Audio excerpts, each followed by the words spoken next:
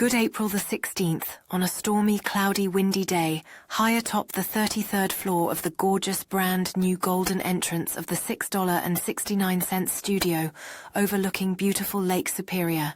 Current temperature is 59 degrees. Jay, hello, this is Artie Lang here. Old Vincenzo reports XRP desperately trying to reclaim critical support of this rising channel.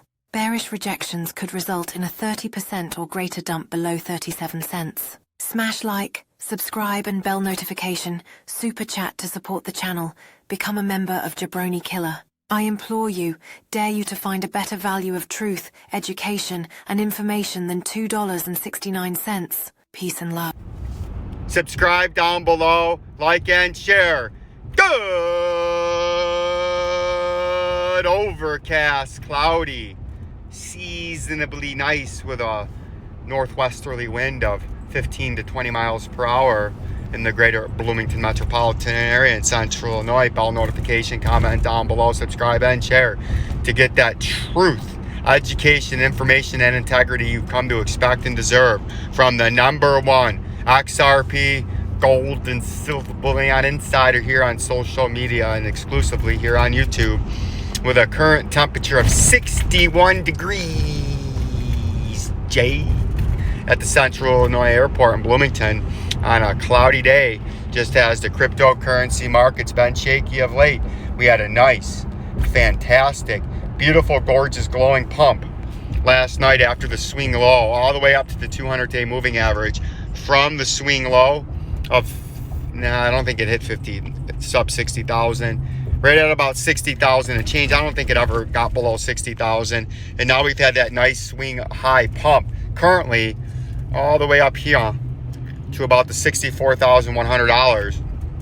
And it's been a very, very nice bear market, or a very, very nice rally after the big dump. But if we zoom in to the shorter time frame, we can sort of see what's going on here. We're coming up, and so far we've come up to the moving average again, just like we did back here and back there, right? So we have to pay attention as the volume continues to decline.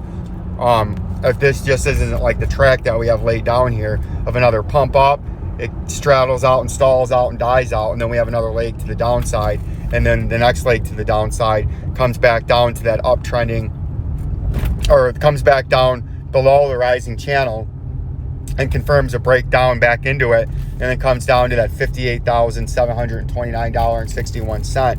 And that's what we're going to be looking at, as the volume hasn't been too terribly impressive on this pump back.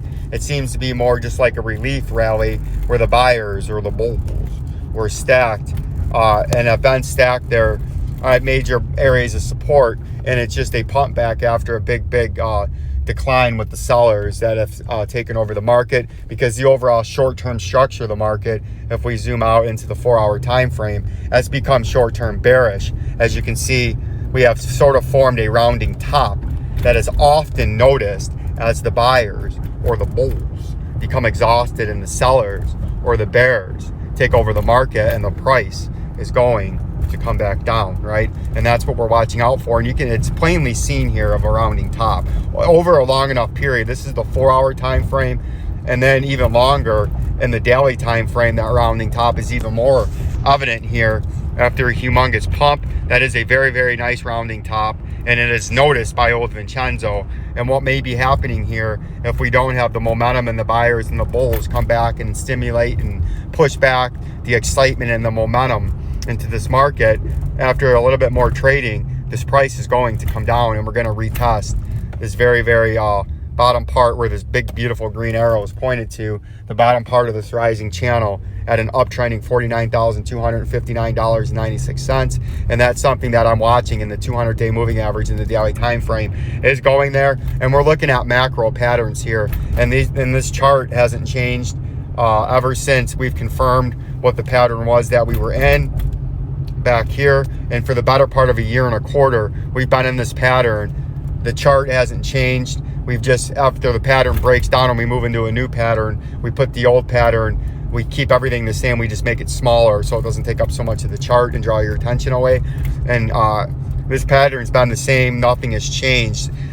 And the overall structure of the market decides that I think we have confirmed bearish now short term. And I think before we make a new high, simply what I'm trying to tell you, beautiful, lovely, glowing audience members, is before we make a new high, I think we're coming down there to the green arrow, or to the bottom part of this trading, to the bottom part of this rising wedge, right? I think that's where we're going before we make a new high.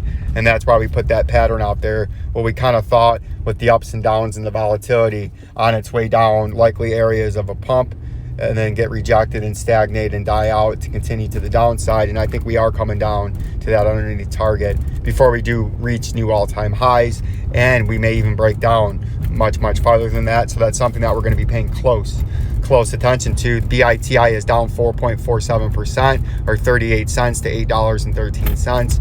We're still up about 7.5% on that, as our average price is $7.68. We have room to let this trade. We are not worried. We are not concerned, because the overall structure of the market seems to be and continues to be bearish right now, at least in the short term.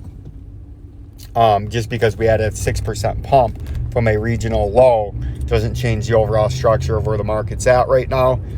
And we got in at a decent enough opportunity with the ups and downs, because we were up 10% at some points, then we were down 6 or 7% as the market was rounding top. But now we gave ourselves enough cushion with our buy price in that we can relax and let it trade out. And the only way we'll get out of the position is if it looks like we're going to go up lower than the buy-in price, and then we would sell out very close to where we bought in profit, and then let it trade and then get back in. But I don't think it's going to come to that. The XRP, you can see after this big flush, is trying to fight for dear life to hold into this falling channel. Just like Bitcoin's trying to break back into it, it's trying to hold its way out of it. This is trying to keep back into it after it flash wicked out. It's trying to bounce back in and hold in. And what might happen here is if we can hold back in here with the bulls or the buyers, we can pump back up into the bottom part of this heavily resistant selling area of where sellers are, and they've been lined up at the bottom part of that blue trading zone of resistance of death, that every time you come in from below it, the sellers are there. But that could actually happen if the buyers or the bulls can hold off, just like this walker of the street needs to hold off as I drive, so she doesn't get run over by drivers, right? But what could end up happening here is if the bulls come in here and we can fight off temporarily falling out of this rising channel, the bulls hold here and we start to trade slowly up and run back into this 58-59 cent area, and then try to get back above that to get short-term bullish. Or it would be just another classic hook-nosed Jew bearish reversal pattern to confirm a breakdown, and then there'd be a much bigger flush going on. But I think we could have some trading take place here as we try to fight and hold this massive, important, over a 1.25 year long uptrend that, if you break that, would be very, very bearish in the XRP price. And then if we zoom into the hour time frame, you just get a closer look at what's going on. You can see the fighting, you can see the struggling to stay above this area that we just talked about. As you can see, that wick, that flash wick that did take place last week, and this would almost seem to be telegraphing that there would be a big pump coming, that you've been sitting here for a long time. Not a big pump, but a nice return rally. You've been sitting here after this flash wick. You've been sitting here for dear life, just the buyers fighting off the bears. And it's almost acting like you want to have a quick pump up here back to 58 cents, which doesn't seem like a lot, but percentage-wise from the current price, that would be a very, very nice pump. And that could be something that's actually trying to take place, and the bulls or the buyers in the market are trying to make happen. But we're going to have to continue to watch and see if that does happen, and it sort of follows what happened with the Bitcoin price, or if the overall structure of the market is going to come down really, really quick and it doesn't have a chance to do that. But if this does hold, you could have a nice pump up here in a percentile fashion on a quick pump. That would be a 15% move to the upside. But if that doesn't happen, or if we get rejected after just a quick move up to, say, the moving average, and then it rolls over, the next dump to the downside would at least be a double bottom down to 41. And most likely it would slip down to that critical 37 cent level that we've been talking about for quite some time. Like, subscribe, and share. Peace and love.